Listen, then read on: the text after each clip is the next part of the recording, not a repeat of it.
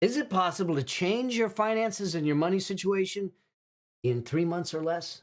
Well, the short answer is yes. Now, can we completely fix all of it in 3 months or less? Maybe not, but we certainly can get you on the right path to make sure that you have a handle on it, get it dialed in, and know that you're going towards the right direction towards financial freedom.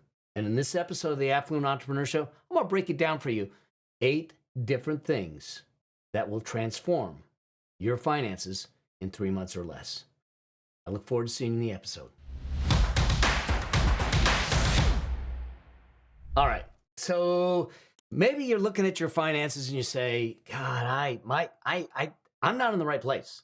This isn't where I want to be. I have more in debt than I wanted to have. I'm not making the kind of income I need to have. I'm not in the wealth category that I want to be in. How do I fix it? Well, we're going to try and answer a lot of that in this episode of the Affluent Entrepreneur Show. So I'm going to break down 8 things that I think you can do in 3 months or less, 90 days, that can start to transform your whole trajectory financially, to get control of your money and to do the things that will move you closer and closer and put you on the path to financial freedom. All right. Now, doesn't mean that it's going to be easy.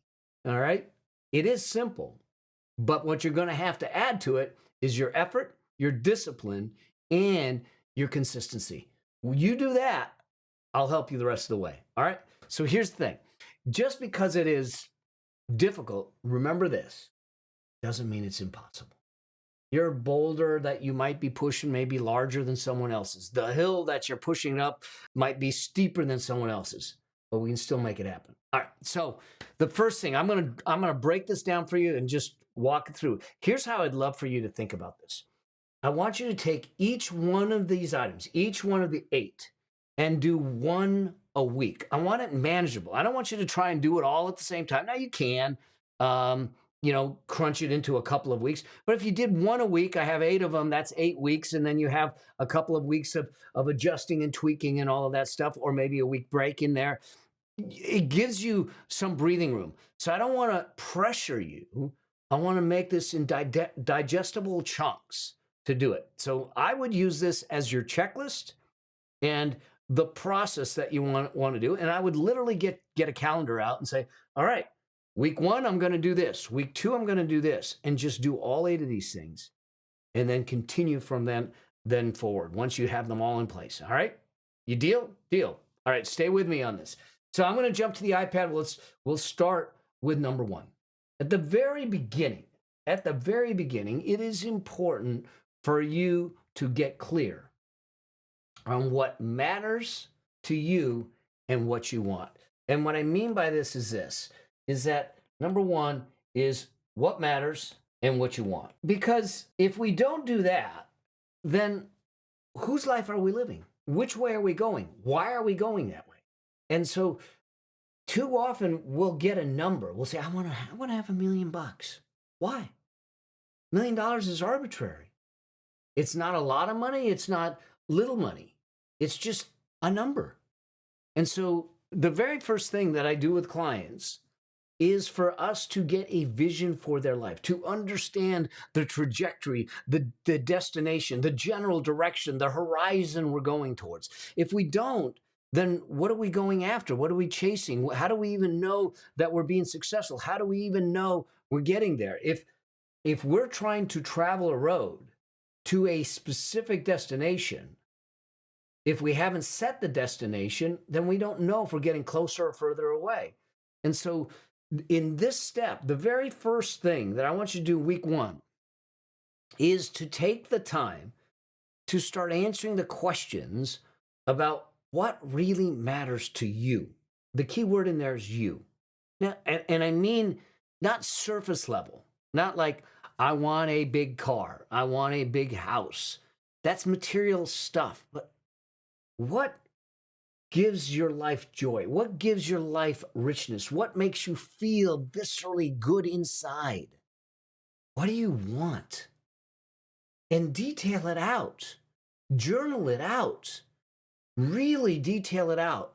Be as specific as possible, and not, like I said, not surface level. Go deep. What do you want to feel each day? Who do you want to feel it with? What do you want to share? What movements matter? What missions matter? What do you want to get behind? What do you want to be known for? What drives you at an emotional level?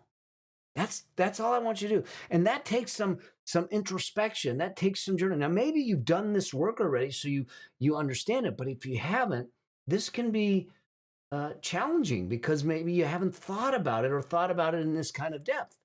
I want you to go through every part of it, the domains of life: health, relationships, family, okay, spirituality, career and profession, all of the domains of life, and get vividly clear of what you want and what matters most.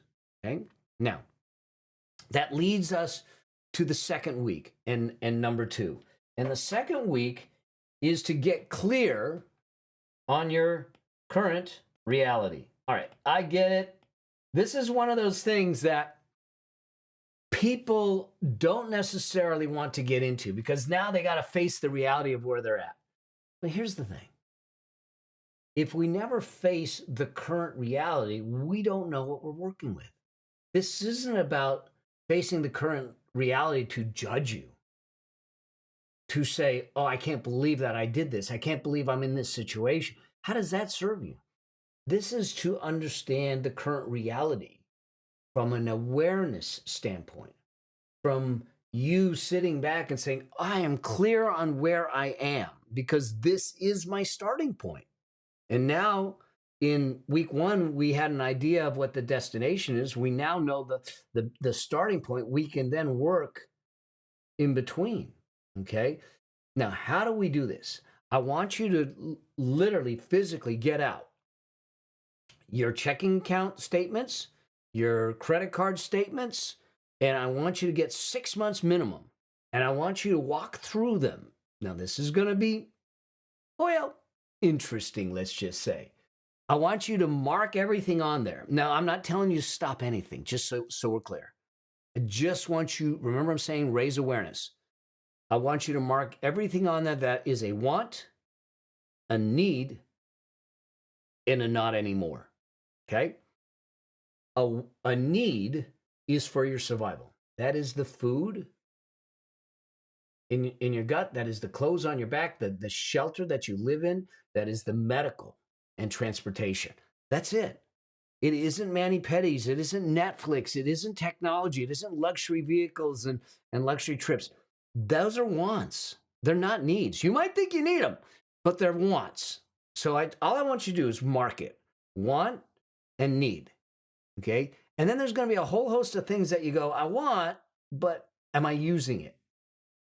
Or I think I need it, but maybe I don't need it. And if that's the case, then that's where you put not anymore. That's the stuff you're going to cancel. But it's up to you. I will never tell you. It's not my place to tell you to do something, not do something. My job is to inform you, to educate you, empower you, to give you some tools, some tactics, some strategies, and some frameworks to work from. And you get to choose to live the life the way you want to live it. That's the purpose, is to live your life by choice. You know?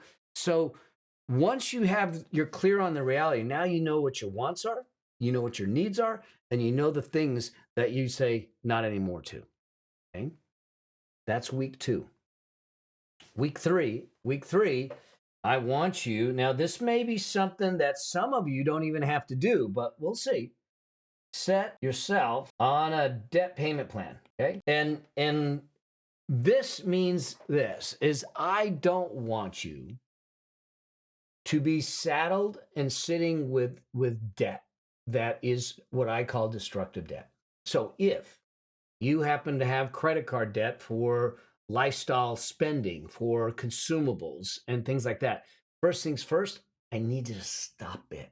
This week is you're going to stop doing the purchasing that is temptation purchasing, impulse buying, a retail therapy buying, any of that stuff. You're going to stop it for a moment.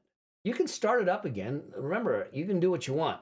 But what I want you to do is, because that stuff's destroying your finances, is destroying your financial future, especially at the interest rates that these credit cards are at. in current times at 20. The low is 22% and it's as high as 30%. You cannot get ahead financially carrying those kinds of balances. So we got to stop it. So I want you to get yourself on a debt payment plan. How do you do that? I want you to go to melabraham.com/no debt. Get my debt breakthrough calculator. It is totally free. I want you to put all your debt in there, your credit card debt, not your mortgage debt, your credit card debt, your student loan debt, all that stuff, the payments, the interest rate, all of it. You're going to put it all in there. It's going to schedule out the payments. There's a short little training that shows you how to use it. And you can decide whether you want to use what's called the snowball method or the avalanche method of pay down. And it's going to schedule the payments for you so you know exactly which one to pay when. And you follow that to the T. Because the sooner I can get you out of destructive debt, the sooner you have breathing room to do other things to build your wealth. All right? So week 3 is getting a debt payment plan in place. That leads us to week number 4. And week number 4 is I want automatic transfers to an high yield savings account. Or if you work for a company, then I want you to get involved with the 401k. If they have one at work, I want you to get involved with the 401k at work, at least up to the match. It's free money, y'all. Okay. Here's what we're doing in week 4. We are starting to exercise your wealth creation muscle. We are starting to exercise, instead of the spending muscle and the debt muscle, the building muscle. Okay. And so what I'm trying to do is I want you to automatically go to a high yield savings account. If you're not sure where to go to bankrate.com, look for high yield savings accounts. You want one that has no fees, fully liquid, meaning you can get at the money within a day's notice, and that it's fully insured. There's plenty of them out there. Beware of those that are teaser rates. They might say, we'll give you 6%, but it's only for 30 days or 60 days. You want something that's consistent. The rate will go up and down depending on interest rates, but I don't think it's going to go down anytime soon. So look at bankrate.com to find a good one and get yourself set up so you can transfer. Now, I can hear it now. Mel, I'm in debt. I can't afford much. So does this make sense? Yes, you're exercising a muscle. Remember, wealth creation is more about behaviors than it is about money. I want to start building the behaviors. So if all you can put away is $5 a week, $5 every 2 weeks, that's where you start. And in that case, you start putting it away. Now, that's for the high yield savings account.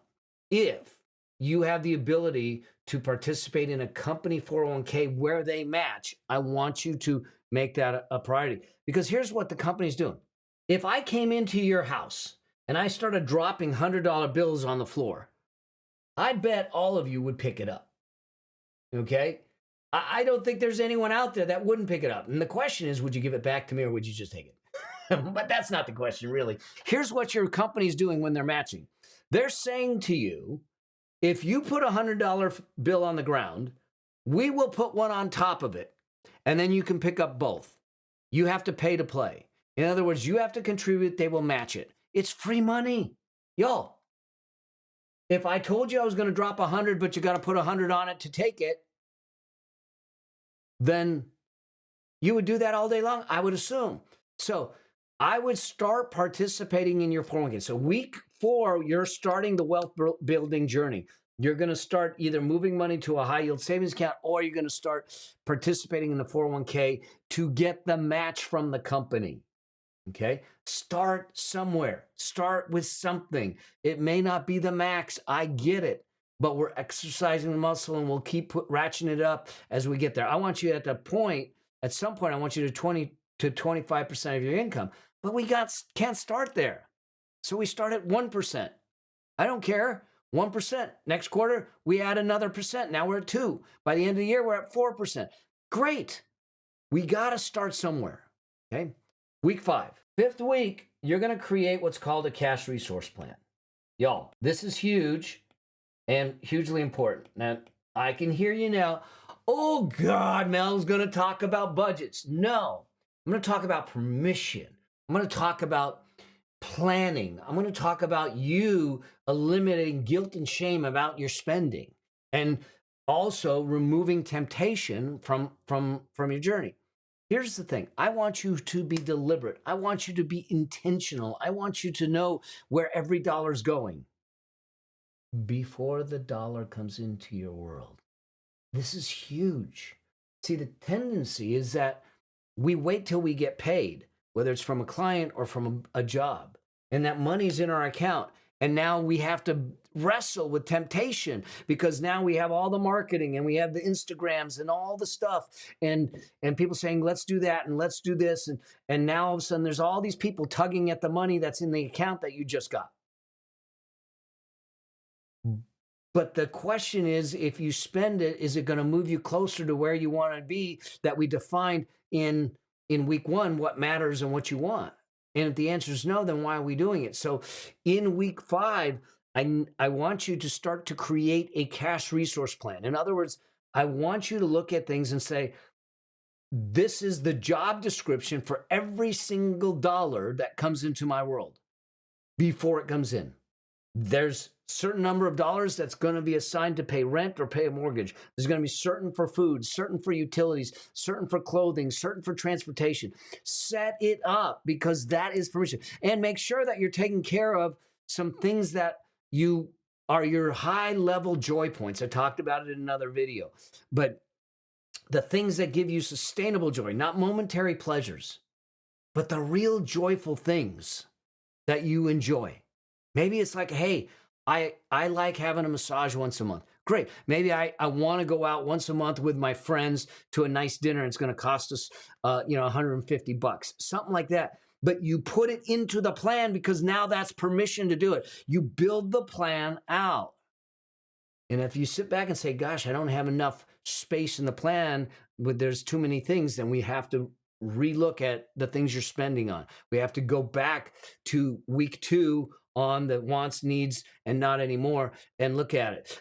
Or we have to look at the income that's coming in and say, how do I leverage the income up more? How do I get paid more? How do I get more income to allow me to have all of this in place? But you've got to operate from a plan. You've got to begin by giving each dollar a job description before it's earned. That's what we do in week 5. Week 6, this is where I want you to track. You're going to be checking the pulse on the patient, track inflows and outflows, okay? Now, you can do this on a spreadsheet. You can do it in apps.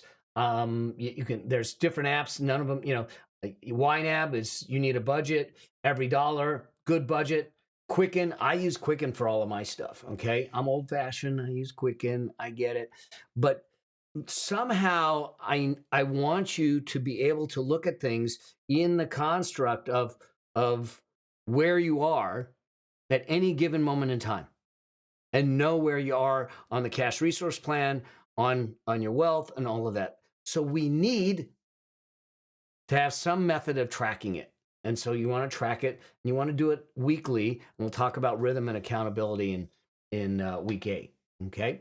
And then week 7, I want you to create a bigger, you want to find a recipe or prescription to follow.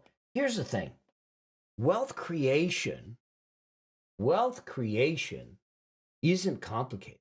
Yeah, the financial services industry would love for you to think so because it serves them for you to think it's complicated, but it's not. Okay. There's some simple things that you need to do. You need a prescription or a recipe to follow. What do you do first? What do you do second? How much do you put in? All that stuff. And it works. It's math. Okay. If you're unsure about what prescription to follow, then I'm going to invite you to follow mine. It's in Building Your Money Machine, my book. I break it all down for you and I give you the step-by-step. Follow it so you don't have to, it's proven, it's worked. It's worked for me, it's worked for family, it's worked for clients, it's worked. And so it's the road traveled. And it's built on actuality and not theory. It's built on the lessons that came out of my mistakes. But you have to follow something, otherwise you're trying to recreate some. Look, people have done this. There's no reason for you to recreate the wheel. So So in week 7, I want you to find the prescription, find the recipe, and make sure that you're following it. If you're not sure where to go, follow mine. You can go to yourmoneymachinebook.com, get my book, get some of the tools, get it implemented, and start doing the book. Because you do the book will change your life. All right. That leads me to week number 8. In week number 8, I want you to set a review rhythm and accountability. And here's what I mean by this is that your relationship with wealth, your relationship with money, your relationship is just that, a relationship. You cannot set it and forget it. You cannot take a passive approach to it. It has to be something that's active. It has to be something with you involved. Now, are you going to be, involved in it each and every day? No, you don't need to. Not if you follow the process and the prescription that I work through. But you do need a rhythm where you're checking the pulse on the patient, where you're checking certain numbers. That rhythm is going to require you to do some things maybe once a week for the bills and the tracking, and maybe once a month for your accounts and your cash balances and your investing and your debt, and maybe once a quarter for taxes and other things, and once a year for your plan and that type of thing. And it's always helpful to have accountability. So I'm going to invite you to take this and say, hey, let's get an accountability partner and let's do these 8 weeks together. Let's do this together. And now, once you're done with the 8 weeks, you're going to continue on the process. You're going to continue with a review rhythm with your accountability partner. You're going to keep going. So those are the 8 weeks. Those are the 8 steps. If I promise you, if you do this in less than 3 months, you won't have solved all of your financial situation, but you certainly will put you in the right path and you will be back in control. Because now you're not at the whims of temptation. You're not at the whims of debt. You're not at the whims of what is going on around you. You've taken control. You put your hand back on that wheel to captain your financial ship to the place that you want to go to, not somewhere else. All right. That's what this episode was about. It was to give you some fundamental things to do specifically 1 week at a time, and literally in less than 3 months, you'll get a chance to change your finances. I hope that you found this valuable. I hope that you go and do this. I implore you to do this. If you're not where you want to be financially, we got to get you doing different things. And one way to do it is to follow this. Follow the work that I've done in my book, Building Your Money Machine. Get in the game. Know that you're not alone. I'm on this journey with you. I'm not going anywhere. I'm on a crusade to light the path to financial freedom for 1 million families, and I want one of them to be you.